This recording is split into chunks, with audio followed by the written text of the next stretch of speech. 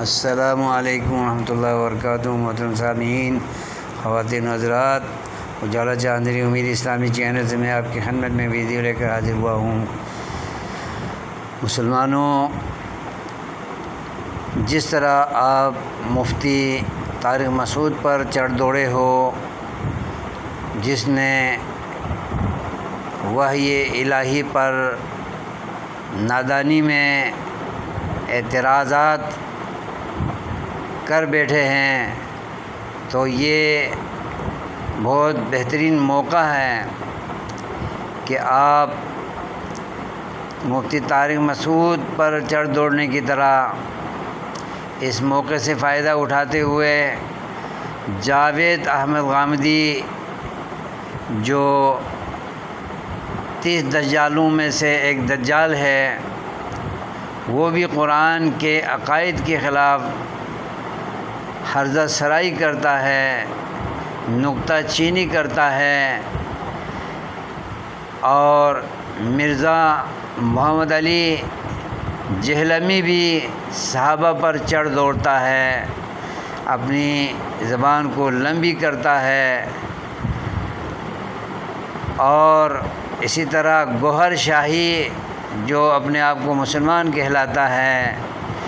اس کے خلاف بھی چڑھ دوڑیں، اور مرزائی جو اپنے آپ کو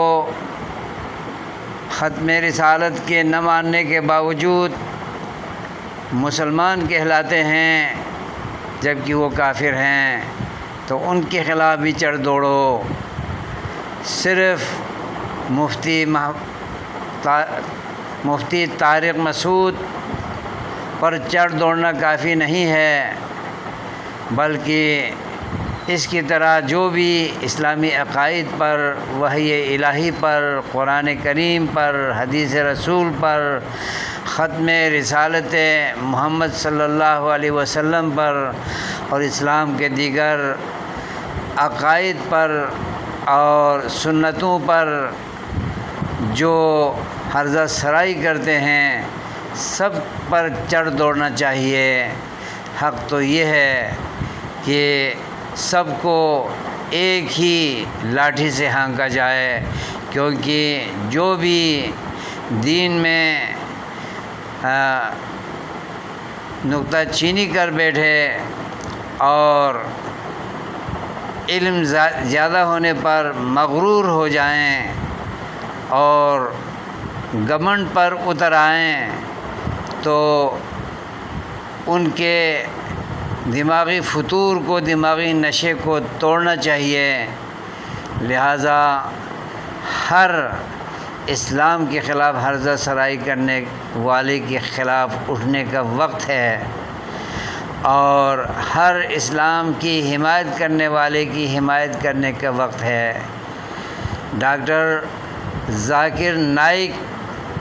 جو کہ مفکر اسلام ہے، خادم قرآن ہے، خادم حدیث ہے، خادم شریعت ہے، اس کے خلاف کرنے کے بجائے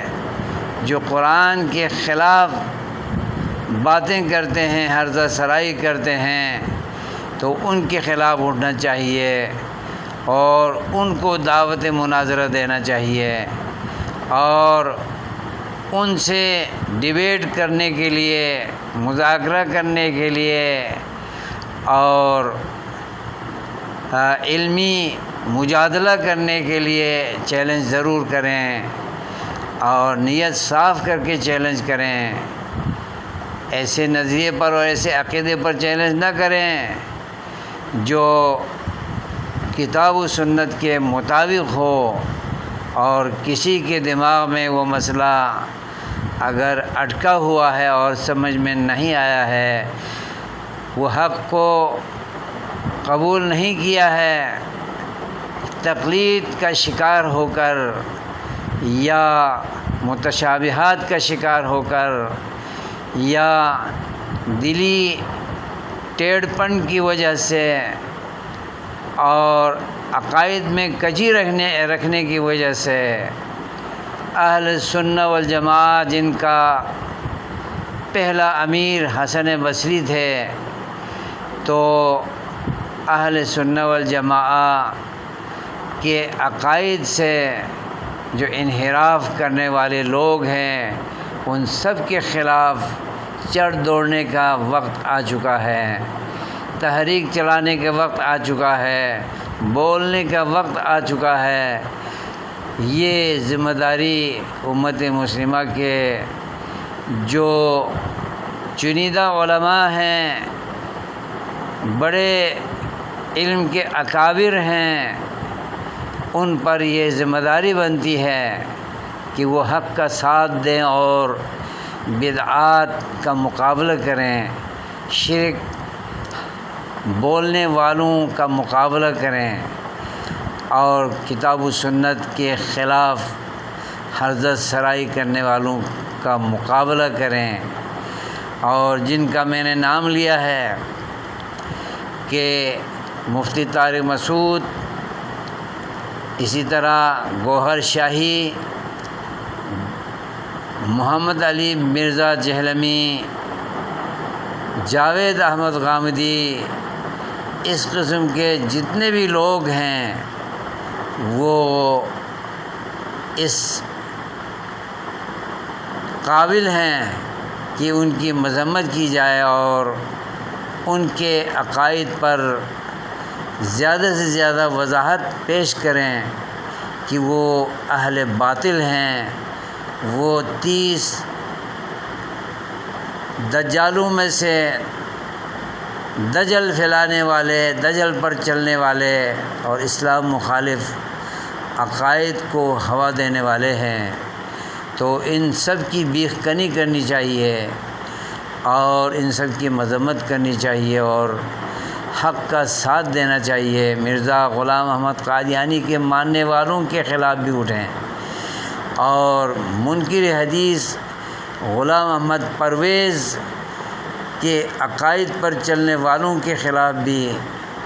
تحریک چلائیں، علمی تحریک چلائیں اور میڈیا پر آئیں، سوشل میڈیا پر زیادہ سے زیادہ گفتگو کی جائے اور صحابہ کرام رضوان اللہ علیہم اجمعین پر حرزت سرائی کرنے والوں کے خلاف بھی متحد دعوت پیش کرنی چاہیے۔ اہل بیت اعظام کی عزت کی تضحیق کرنے والوں کے خلاف بھی میدان عمل میں آنے کی ضرورت ہے تاکہ نہ کوئی رافضی بچے اور نہ کوئی ناصبی بچے، بلکہ سب اہل سنت والجماعت بن کر، جن کا پہلا امام حسن بصری رحمۃ اللہ علیہ تھے، ان کے جیسے عقائد کو اپنانے کی ترغیب دی جائے، شوق دیا جائے اور اس کی طرف لوگوں کو توجہ دلائی جائے کہ اہل سنت والجماعت کے عقائد کتاب و سنت کے مطابق ہیں۔ آج کل کے اہل سنت نہیں جو اپنے آپ کو شرک کرنے کے باوجود اہل سنت والجماعت کہتے ہیں، بدعت کرنے کے باوجود اہل سنت والجماعت کہتے ہیں اور کتاب و سنت کے منافی کام کرنے کے باوجود وہ اپنے آپ کو اہل سنت والجماعت کہتے ہیں۔ یہ تو نقلی اہل سنت والجماعت ہیں۔ اہل سنت والجماعت تو محدثین کی جماعت تھی، اہل سنت والجماعت متقدمین فقہا کی جماعت تھی، اہل سنت والجماعت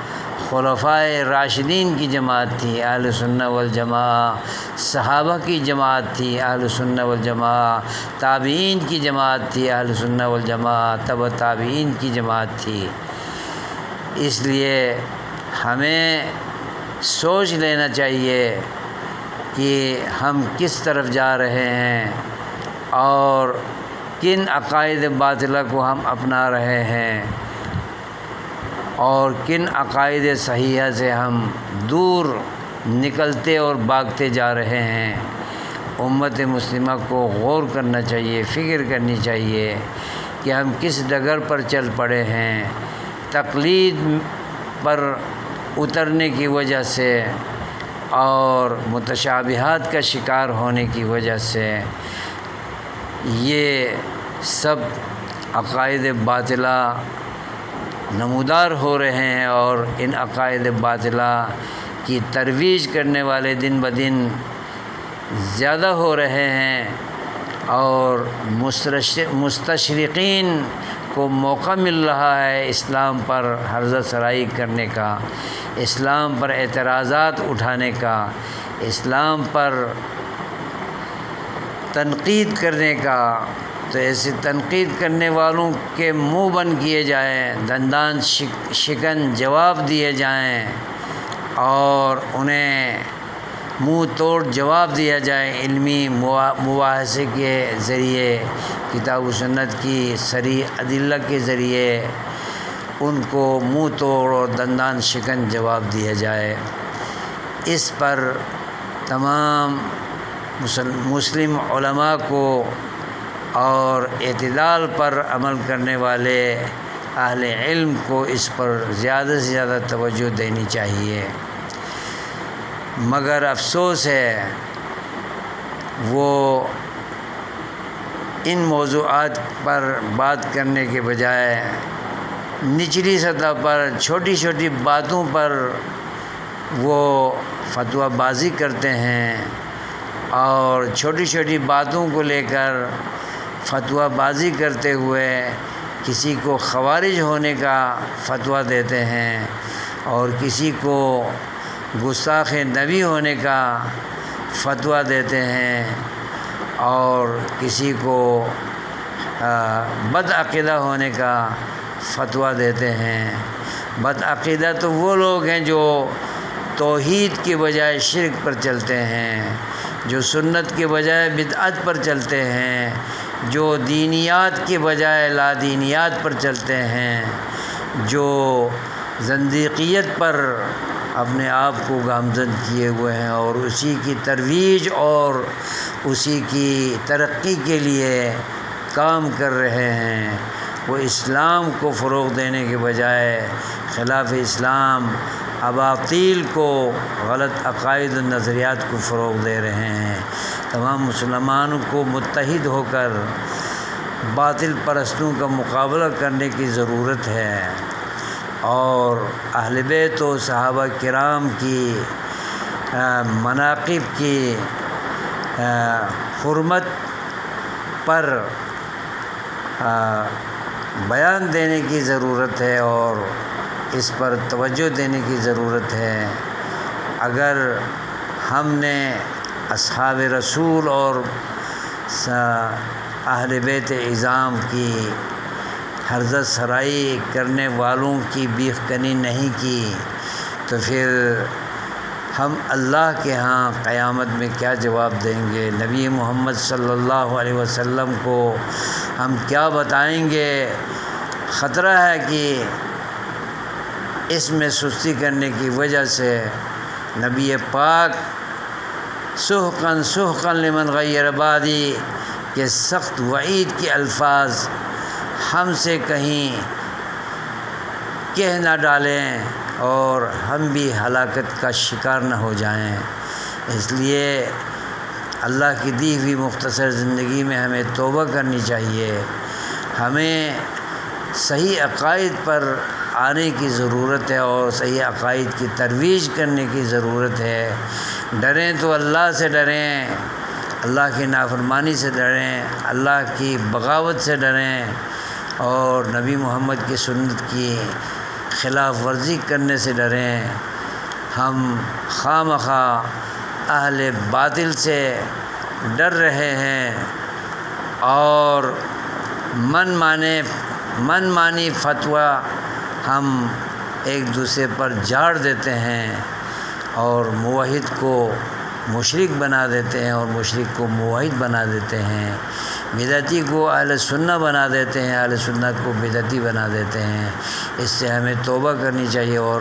حق کو سمجھنے اور باطل کو سمجھ کر حق کو پھیلانے اور حق کی ترویج کرنے کی ہمیں سوچنی چاہیے۔ اللہ تعالیٰ امت مسلمہ کے علماء کو، اکابرین کو، اہل علم کو سمجھ دے، تاکہ دین محمدی دنیا میں عام ہو، اور بیچارے سادہ لوگ عوام جو بے رہ روی کا شکار ہو رہے ہیں، ان کو بے رہ روی سے نکال کر اسلامی صریح عقائد کی طرف لے آئیں، اور بدعات سے نکال کر ہم سنت کی طرف لے آئیں۔